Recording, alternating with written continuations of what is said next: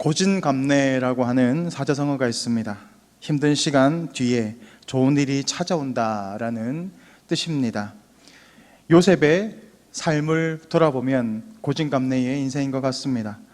어려운 고난과 어려움의 시절을 지나고 이제 하나님의 축복을 경험하는 그런 매우 감격적인 장면이 오늘 우리가 읽었던 장면입니다. 하나님의 백성은 세상 사람들과 마찬가지로 힘든 일을 겪습니다.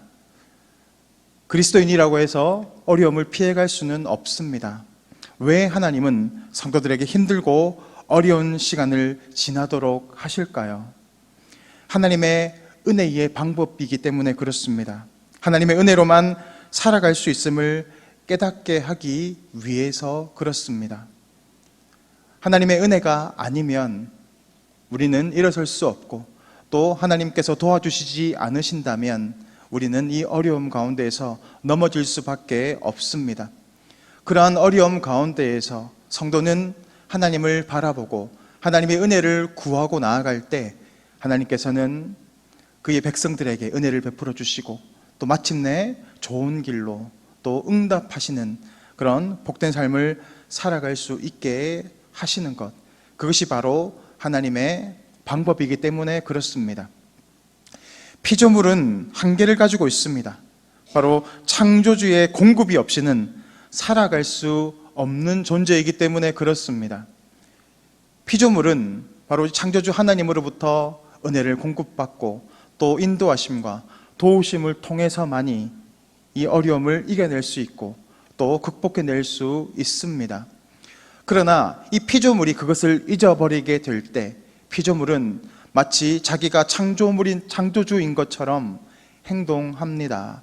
그래서 하나님의 은혜를 구하는 것이 아니라 자신의 힘과 지혜와 능력을 의지하고 살아가려고 하는 것, 그것이 바로 하나님을 떠난 이 땅의 죄악의 모습으로 살아가는 그런 피조물의 모습입니다. 이러한 모습이 어디서부터 시작되었습니까? 선악과 사건부터 그렇습니다.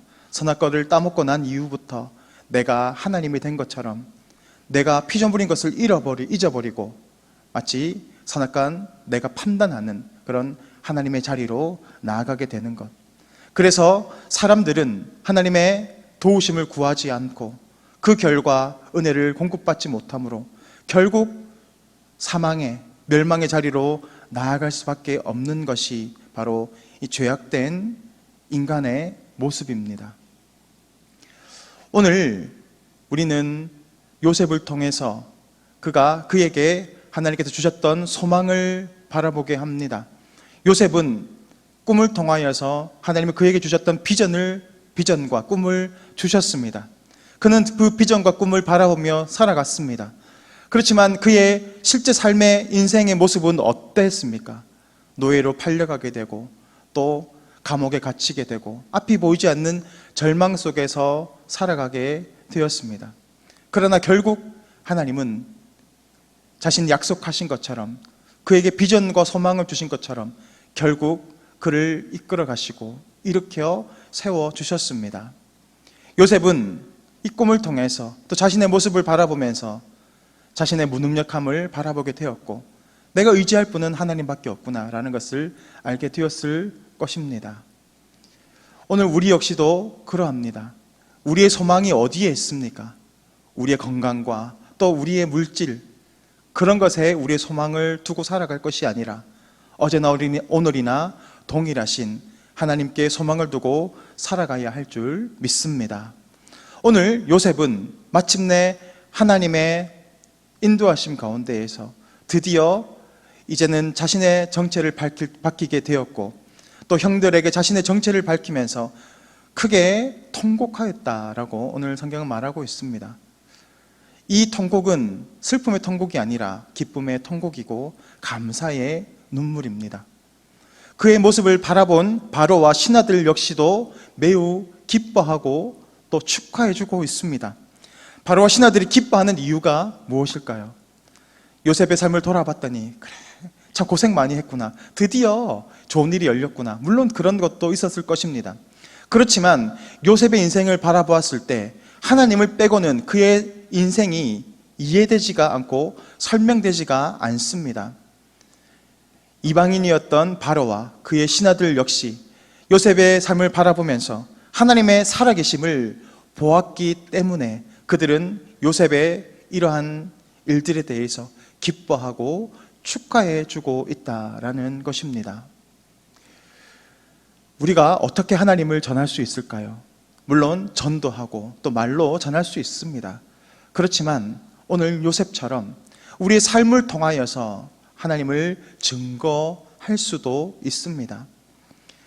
하나님께서 우리에게 주셨던 비전과 소망을 바라보고 믿음으로 순종하고 나아갈 때 하나님은 그 인생 가운데 역사하시고 마침내 자기 자신을 드러내 주십니다. 그러나 그 과정 가운데에서 세상 사람들은 하나님을 바라보지 못합니다. 그러나 바라보는 것이 무엇입니까? 그 살아계신 하나님을 믿음으로 바라보고 순종하며 나아가는 우리들의 모습을 통하여서 세상 사람들은 그리스도를 바라봅니다. 그래서 그들은 처음에는 이해하지 못합니다. 미쳤다고 합니다. 어리석다라고 합니다. 그렇지만 바로와 신하들이 그러했던 것처럼 그리스도인들이 하나님을 바라보고 끝까지 믿음으로 나아갈 때 세상 사람들은 우리의 삶을 통하여서 하나님의 살아계심을 바라보게 되고 오늘 본문에서처럼 같이 기뻐하고 그렇게 하나님의 나라로 초청되어 가는 놀라운 복음의 일들이 복음의 도구로 우리를 사용하여 가신다는 것을 기억해야 할 줄 믿습니다.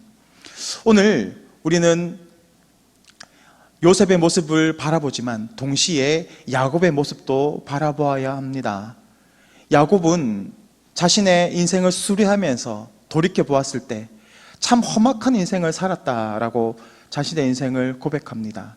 실제로 그렇지 않습니까? 삼촌 라반의 집에서 그렇게 수십 년을 고생하고 또 힘들게 돌아와서 큰 어려움을 당하고 그의 인생 말년에는 사랑하는 아들 요셉을 잃어버리고 죽었다고 생각하는, 믿고 있는 그런 불행한 삶을 살아갑니다. 그때 성경이 야곱을 향하여 야곱이라고 부릅니다. 그런데 28절을 기반으로 해서 그의 이름이 다시 한번 변화되고 있음을 바라보게 됩니다. 우리가 다 같이 28절 말씀을 읽겠습니다. 시작. 이스라엘이 이르되 조카도다 내 아들 요셉이 지금까지 살아있으니 내가 죽기 전에 가서 그를 보리라 하니라. 아멘.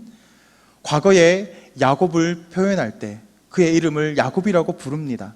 그렇지만 이 28절을 기반으로 해서 이제는 야곱이 아니라 이스라엘이라 부르고 있습니다. 이스라엘은 하나님과 겨루어 이겼다. 다시 말하면 승리자의 이름입니다.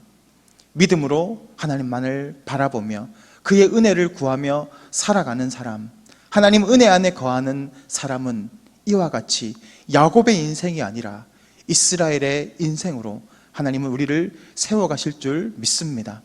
우리 삶 가운데 어려움이 있고 또 감당할 수 없는 일들이 찾아올 수 있습니다. 그러나 우리가 붙잡아야 하는 것은 승리의 이름 대신 하나님의 이름을 붙잡고 나아갈 때 하나님은 우리를 야곱이라 부르지 아니하시고 오늘 말씀처럼 이스라엘이라 우리를 칭하시고 우리에게 주셨던 그 소망대로 믿음대로 우리를 영광스러운 하나님의 백성으로 이루어 가실 줄 믿습니다. 오늘도 그러한 복된 인생으로 살아가시는 동부교회 성도님들 되시기를 주님의 이름으로 축복합니다. 이 시간 다 같이 화면을 보시고 다 같이 기도의 제목을 읽겠습니다. 시작. 하나님의 은혜의 공급을 통해 오늘도 믿음의 자리를 잘 지켜나가게 하옵소서. 야곱에서 이스라엘로 일어서는 승리자의 삶을 살게 하옵소서. 아멘. 이 시간 다 같이 기도하겠습니다. 살아서 역사하시는 하나님 아버지, 우리가 믿음으로 나아갈 때 하나님은 그 믿음을 통하여서 우리의 삶을 일으켜 가시고 결국에는 이스라엘로 승리자로 하나님의 백성으로 우리를 영화롭게 세워가실 것을 믿습니다.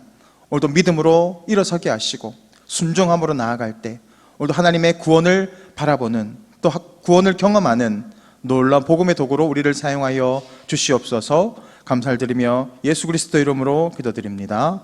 아멘.